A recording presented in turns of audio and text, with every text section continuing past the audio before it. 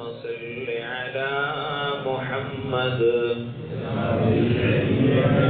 അസ്സലാമു അലൈക്കും വറഹ്മത്തുള്ളാഹി വബറകാതുഹു. 5 മിനിറ്റ് ഇരുന്നാൽ ഒന്ന് രണ്ട് കാര്യങ്ങൾ സൂചിപ്പിക്കാം. അല്ലാഹു ഈ മജ്‌ലിസ് സ്വീകരിക്കുമാറാകട്ടെ. ഇന്നലെ ദുഹറിനായിരുന്നു ആ സംഭവം.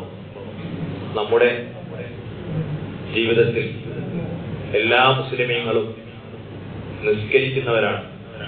നമുക്ക് ബർത്ത്ഡേ ആഘോഷമുണ്ട്, അതുപോലെ ഫാദേഴ്സ് ഡേ ഉണ്ട്, മദേഴ്സ് ഡേ ഉണ്ട്, വാലന്റൈൻസ് ഡേ വരാനിരിക്കുന്നു. ഇങ്ങനെ കുറെ ഡേ നമുക്ക് ആ ജീവിതത്തിൽ ആഘോഷിക്കുന്ന ആളുകളാണ് ഇന്ന് പൊതുവെ കേരളീയ സമൂഹം. നമുക്ക് ഇന്നലെ ദുഹറിന് ഒരു ആഘോഷത്തിന്റെ ദിവസമായിരുന്നു, സമയമായിരുന്നു. പക്ഷെ പലരും അത് ഓർത്ത് കാണാൻ സാധ്യതയില്ല. ആദ്യമായി ഉമ്മത്ത് മുഹമ്മദ് സല്ലല്ലാഹു അലൈഹി വസല്ലം നമ്മുടെ സമൂഹത്തിന് അല്ലാഹു സുബ്ഹാനഹു വ തആല നിസ്കാരത്തെ നടപ്പിലാക്കിയതിന്റെ വാർഷികത്തിന്റെ ഒരു സമയമാണ് ഇന്നലെ ദുഹർ. ഇസ്രാ മിഅ്റാജ് ഹബീബായ തിരുനബി സല്ലല്ലാഹു അലൈഹി വസല്ലം തങ്ങൾ അത് രാത്രിയിൽ യാത്ര നടത്തി തിരിച്ചു വന്നിട്ട് സുബഹി എങ്ങനെയാണ് നിസ്കരിക്കേണ്ടത് എന്ന ഒരു നിയമം പഠിപ്പിച്ചിട്ടില്ല. നിസ്കാരം നിർബന്ധമാക്കി ഒരു വലിയ സമ്മാനം കൊടുത്തു വിട്ടു. എങ്ങനെയാണ് എന്നുള്ള ആ പഠനം നടക്കുന്നത് സുബഹിക്ക് ശേഷമാണ്. പിന്നെ അന്ന് ദുഹർ മുതലാണ് ഈ പ്രപഞ്ചത്തിൽ നമ്മുടെ മുത്തുനബി സല്ലല്ലാഹു അലൈഹി വസല്ലം തങ്ങളുടെ സമൂഹത്തിന് നിസ്കാരം എന്ന ഈ കർത്തവ്യം നമ്മുടെ കരങ്ങളിൽ ഏൽപ്പിക്കപ്പെടുന്നത്. അതുകൊണ്ട് തന്നെ ആ ഒരു വഖത്ത് നമുക്ക് വാർഷികത്തിന്റെ ഒരു വഖത്താണ്. അല്ലാഹു നമുക്ക് മരിക്കുന്നത് വരെ നിസ്കാരം നിലനിർത്തി ജീവിച്ചു മരിക്കാൻ അല്ലാഹു ഭാഗ്യം നൽകുമാറാകട്ടെ. മുസ്ലിമീങ്ങളെയും അമുസ്ലിമീങ്ങളെയും വേർതിരിക്കുന്ന ഒരു ഘടകമാണ് നിസ്കാരം. അസ്സലാത്തു തൻഹാ അനിൽ ഫഹ്ശാഇ വൽ മുൻകർ. എല്ലാ തോന്നിവാസങ്ങളിൽ നിന്നും മനുഷ്യനെ രക്ഷപ്പെടുത്തുന്ന, തടയുന്ന ഒന്നാണ് നിസ്കാരം. അസ്സലാത്തു മിഫ്താഹുൽ ജന്ന. സ്വർഗത്തിന്റെ താക്കോലാണ് നിസ്കാരം. നിസ്കാരം നിലനിർത്തിയാൽ അവർക്ക് എല്ലാ ഐശ്വര്യങ്ങളും ഉണ്ടാകും. നിസ്കരിക്കാത്ത മനുഷ്യന് ഒരുപാട് നാശങ്ങൾക്ക് അവസരങ്ങൾ ഒരുങ്ങുന്നതാണ്. നിസ്കരിക്കാത്ത ആളുകൾക്ക് ഒരുപാട് ബുദ്ധിമുട്ടുകൾ ഉണ്ടാകും. മല്ലം യുസല്ലി സുബ്ഹ ഫലൈസ ഫീ വജ്ഹിഹി നൂർ. സുബ്ഹി നിസ്കരിക്കാത്ത മനുഷ്യൻ അവന്റെ മുഖത്ത് ഈമാനിന്റെ പ്രഭ ഉണ്ടാവുകയില്ല. മുഹമ്മദ് റസൂലുള്ളാഹി. വമല്ലം യുസല്ലി ളുഹ്റ. ളുഹ്ർ നിസ്കരിക്കാത്ത മനുഷ്യൻ ഫലൈസ ഫീ റിസ്ഖിഹി. അവന്റെ റിസ്കിൽ ഉണ്ടാവുകയില്ല ബറക്ക. അവന്റെ റിസ്കിൽ ബറക്കത്ത് ഉണ്ടാവുകയില്ല. വമല്ലം യുസല്ലി അസ്റ. അസ്റ നിസ്കരിക്കാത്ത മനുഷ്യൻ വലൈസ ഫീ ജസദിഹി ഖുവ്വ. അവന്റെ ശരീരത്തിൽ ആരോഗ്യമുണ്ടാവുകയില്ല, എപ്പോഴും രോഗങ്ങളായിരിക്കും. വമല്ലം യുസല്ലിൽ മഗ്രിബ.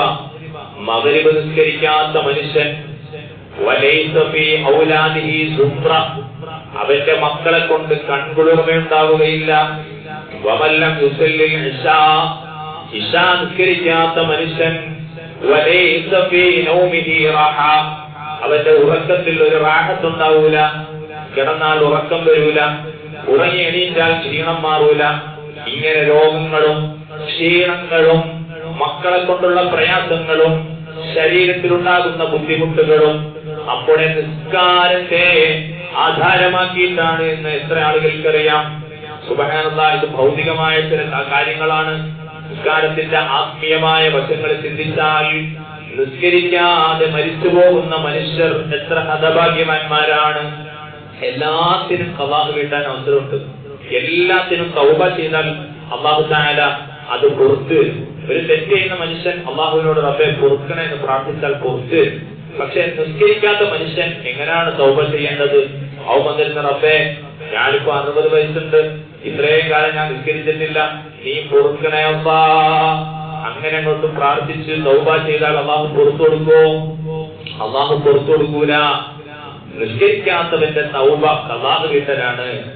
അവിടെ എത്ര മുതലാണ്? 15ാമത്തെ വയസ്സ് മുതൽ നിസ്കരിക്കാത്തത്. ഏതുവരെ? 62 വയസ്സ് വരെ. എത്ര വർഷം? കണക്ക് കൂട്ടി ഖളാ വീട്ടാതെ അവനിക്ക് തൗബ അല്ലാഹു തആല സ്വീകരിക്കുന്നതല്ല. ഇതാണ് ശർഈയായ മാനദണ്ഡം. അതേസമയം ഒരുപക്ഷെ അല്ലാഹു ചിലപ്പോൾ ചില ആളുകൾക്ക് പുറത്തു കൊടുത്തേക്കാം. നിസ്കരിക്കാൻ അവസരം കിട്ടാത്ത ചില ആളുകൾക്ക് ഒരുപക്ഷെ പുറത്തു കൊടുത്തേക്കാം. പക്ഷേ ഇതാണ് നിയമം. അതുകൊണ്ട് പ്രിയപ്പെട്ട മുഅ്മിനീങ്ങളെ, നിസ്കാരം നമ്മുടെ ജീവിതത്തിൽ പ്രാധാന്യത്തോടുകൂടി കാണണം. ആ നിസ്കാരം അല്ലാഹുവുമായിട്ടുള്ള ഒരു അടിമയുടെ മുനാജാത്താണ് എന്ന ചിന്ത നമുക്ക് വേണം. കൃത്യമായി ജമാഅത്തായി നിസ്കരിക്കുന്ന അവസ്ഥ നമ്മുടെ ജീവിതത്തിൽ ഉണ്ടായാൽ നമുക്ക് ഒരുപാട് നേട്ടങ്ങളുണ്ട്. ഹബീബായ മുഹമ്മദ് റസൂലുള്ളാഹി സ്വല്ലല്ലാഹു അലൈഹി വസല്ലം തങ്ങൾ പഠിപ്പിച്ചു, ഖുർറത്തു ഐനി ഫിസ്സലാത്ത്, എനിക്ക് ഏറ്റവും കൂടുതൽ കൺകുളിർമയുണ്ടാകുന്നത് നിസ്കരിക്കുന്ന അവസരത്തിലാണ്. നമുക്ക് ഏറ്റവും കൺകുളിർമ ഉണ്ടാകുന്നത് എപ്പോഴാണെന്ന് ചോദിച്ചാൽ, നമ്മള് ഭാര്യയെ കാണുമ്പോഴാണ്, നമ്മുടെ മക്കളെ എടുത്തിങ്ങനെ താലോലിക്കുമ്പോഴാണ്, അല്ല നല്ല കുഴിമന്തി കഴിക്കുമ്പോഴാണ്. അങ്ങനെ നമുക്ക് എപ്പോഴാണ് കൺകുളിർമ ഉണ്ടാവുന്ന എന്നൊക്കെ ചോദിച്ചാൽ നമുക്ക് ഒരുപാട് ആൻസർ ഉണ്ടാവും. ഹബീബായ തിരുനബി സല്ലല്ലാഹു അലൈഹി വസല്ലം തങ്ങൾ പറഞ്ഞു, അസ്സലാ, നിസ്കരിക്കുമ്പോഴാണ് ഏറ്റവും കൂടുതൽ കൺകുളിർമ ഉണ്ടാകുന്നത്. എന്ന് മാത്രമല്ല, തിരുനബി തങ്ങൾ എപ്പോഴും നിസ്കാരം വർദ്ധിപ്പിക്കുമായിരുന്നു. പാതിരാത്രി സമയം തിരുനബി സല്ലല്ലാഹു അലൈഹി വസല്ലം തങ്ങളുടെ നിസ്കാരം അതിങ്ങനെ നീണ്ടുപോകും. ആയിഷ ബീവി റളിയല്ലാഹു അൻഹാ മുത്തുനബിയോട് പറയുമത്രേ, ഓ നബിയെ, അങ്ങ് നിസ്കരിച്ചിട്ട് അവിടുത്തെ കാലിന് നീര് വന്നല്ലോ, അങ്ങ് വല്ലാതെ ക്ഷീണിച്ചല്ലോ, എന്തിനാണ് അങ്ങ് നിസ്കരിക്കുന്നത്? അങ്ങ് സ്വർഗം കൊണ്ട് ഉറപ്പായ ആളാണല്ലോ, അങ്ങ് നിസ്കരിച്ചില്ലെങ്കിൽ അല്ലാഹു ശിക്ഷിക്കൂലല്ലോ, മാത്രമല്ല ഇത് ഫർദ് നിസ്കാരമല്ലല്ലോ, സുന്നത്താണല്ലോ, എന്തിനാണ് നബിയെ ഇങ്ങനെ ത്യാഗപൂർണമായി അങ്ങ് നിസ്കരിക്കുന്നതെന്ന് മഹദിയായ ആയിഷ ബീവി റളിയല്ലാഹു അൻഹ ചോദിച്ചപ്പോൾ ഹബീബായ മുത്തുനബി സല്ലല്ലാഹു അലൈഹി വസല്ലം തങ്ങൾ പറഞ്ഞില്ലേ, എന്താ പറഞ്ഞത്? ഓ ആയിഷ, അഫലാ അൻ അകൂന അബ്ദൻ ശകൂറാ, ഞാൻ ഒരു നന്ദിയുള്ള അടിമയാകട്ടെയോ ആയിഷ? പാതിരാവിന്റെ പഴുതിൽ എല്ലാരും കിടന്നുറങ്ങുന്ന സമയത്ത് നിസ്കരിക്കുന്ന മുത്തുനബി തങ്ങൾ പറഞ്ഞ വാക്കാണ്, ഞാൻ ഒരു നന്ദിയുള്ള അടിമയാകണ്ടയോ ആയിഷ? അപ്പൊ ഫർദ് നിസ്കരിക്കാത്ത ആളുകൾ, ദുഹർ നിസ്കരിക്കാത്ത ആളുകൾ, സുബഹി നിസ്കരിക്കാതെ കിടന്നുറങ്ങുന്ന ആളുകൾ, മഗ്‌രിബിന്റെ വാക്ക് കേട്ടിട്ടും പള്ളിയിലേക്ക് വരാൻ കഴിയാത്ത ആളുകൾ, അവർക്ക് എത്ര നന്ദി അവരെ പടച്ച റബ്ബിനോടുണ്ട്. അല്ലാഹു നമ്മളെയൊക്കെ നന്ദിയുള്ള ശാക്തിരീയങ്ങളായ അടിമകളിൽ കൊടുത്ത് അനുഗ്രഹിക്കുമാറാകട്ടെ. നമുക്ക് അല്ലാഹു തന്ന അനുഗ്രഹങ്ങളൊന്ന് ചിന്തിച്ചു നോക്കിയാൽ എങ്ങനെ നിസ്കരിക്കാതിരിക്കാൻ കഴിയും? കാഴ്ച തന്ന റബ്ബ്, കേൾവി തന്ന റബ്ബ്, സംസാരശേഷി തന്ന റബ്ബ്, ജീവിക്കാൻ അവകാശവും അവസരവും തന്ന റബ്ബ്. സുബ്ഹാനല്ലാഹ്, ഇങ്ങനെ എണ്ണിയാൽ തീരാത്ത അനുഗ്രഹങ്ങൾ കൈ നീട്ടി മേടിച്ചിട്ട് തിരിച്ചു കൊടുക്കേണ്ട നന്ദിയുടെ കടപ്പാടിന്റെ ഒരടയാളപ്പെടുത്തൽ അത് നമ്മളെ കൊണ്ട് കഴിയുന്നില്ല എങ്കിൽ അല്ലാഹു നമുക്ക് എത്ര നന്ദിയില്ലാത്തവരാണ് നമ്മളെന്ന് നമ്മൾ ചിന്തിക്കേണ്ടതുണ്ട്. അതുകൊണ്ട് പ്രിയപ്പെട്ട മുഅ്മിനീങ്ങളെ, നിസ്കാരം ഗൗരവമാണ്. മിഅ്റാജ് അതിന്റെ വാർഷികമാണ്. റജബ് ആ രീതിയിൽ നിസ്കാരത്തെ കുറിച്ച് അവലോകനം ചെയ്യേണ്ട മാസമാണ്. റമദാൻ കടന്നു വരികയാണ്. വീഴ്ചകൾ, അപാകതകൾ തൗബ ചെയ്ത് പരിഹരിക്കേണ്ട, ഖളാഉകൾ വീഴ്ത്തി റമദാനെ സ്വീകരിക്കേണ്ട, നോമ്പ് ഖളാ ഉള്ള ഉമ്മമാര്, സഹോദരിമാര്, റമദാൻ എത്തുന്നതിന് മുമ്പ് തന്നെ ഖളാഉകൾ വീട്ടേണ്ട ദിവസങ്ങളാണ് കടന്നു വരുന്നത്. ഒരു വർഷമായിട്ടും കഴിഞ്ഞ കൊല്ലത്തെ നോമ്പ് ഖളാ വീട്ടിയില്ല എങ്കിൽ അടുത്ത റമദാനാകുമ്പോ ഓരോ നോമ്പിനും ഒരു മുത്ത് അരി വീതം ധർമ്മം ചെയ്യണം, കഫാറത്ത് കൊടുക്കണം, നിർബന്ധമാണ്. അതുകൊണ്ട് റമദാൻ എത്തുന്നതിന് മുമ്പ് ഖളാ വീട്ടണം. അടുത്ത റമദാനായിട്ട് ഖളാ വീട്ടിയില്ലെങ്കിൽ വീണ്ടും കഫാറത്ത് കൊടുക്കണം.